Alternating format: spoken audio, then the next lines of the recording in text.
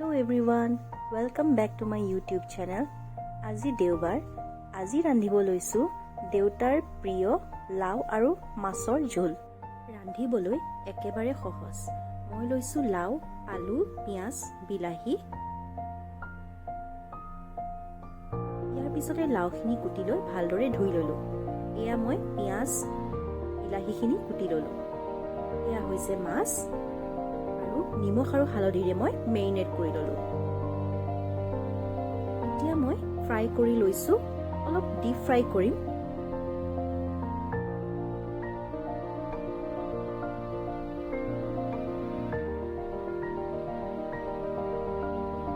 মাছ fry কৰি ললো। এতিয়া তেল অকণমান দি জলকীয়া দিছো, লগত দিছো পিয়াজ। অলপ ৰঙচুৱা হোৱালৈকে মই ভাজি থাকিম।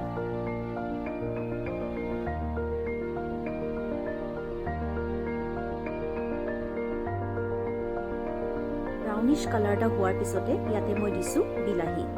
বিলাহীখিনি অলপ সিজালৈকে ভাজি থাকিম।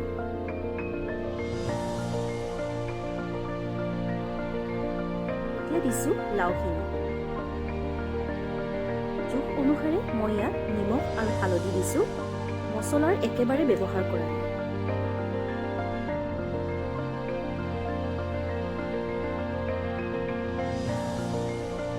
লাওখিনি অলপ ভাজি লৈ এতিয়া ঢাকনি এখনেৰে ঢাকি দিছো।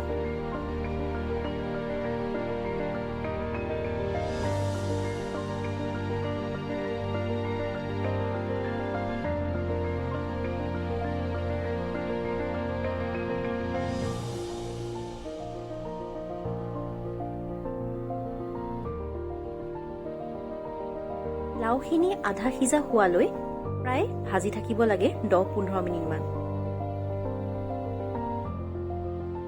অলপ সিজাৰ পিছতে ইয়াতে মই গৰম পানী দি দিছো।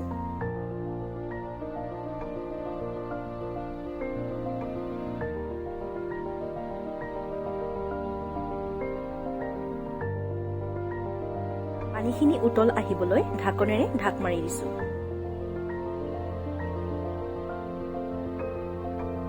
লাওখিনি প্ৰায় সিজি গৈছে। এতিয়া ইয়াত মই মাছকেইটা দিম। কেৱল 3জন সদস্য আছো বাবে মই 3 পিচকৈ দিছো।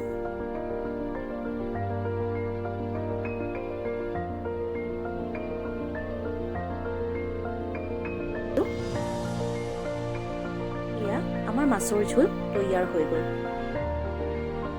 আপোনালোকেও ৰান্ধি খাবচোন এই হেল্ডি ৰেচিপিটো, আৰু অতি সহজ ইয়াক ৰান্ধিবৰ বাবে। কমেণ্টত জনাবলৈ নাপাহৰিব কিন্তু কেনেকুৱা লাগিল খাই।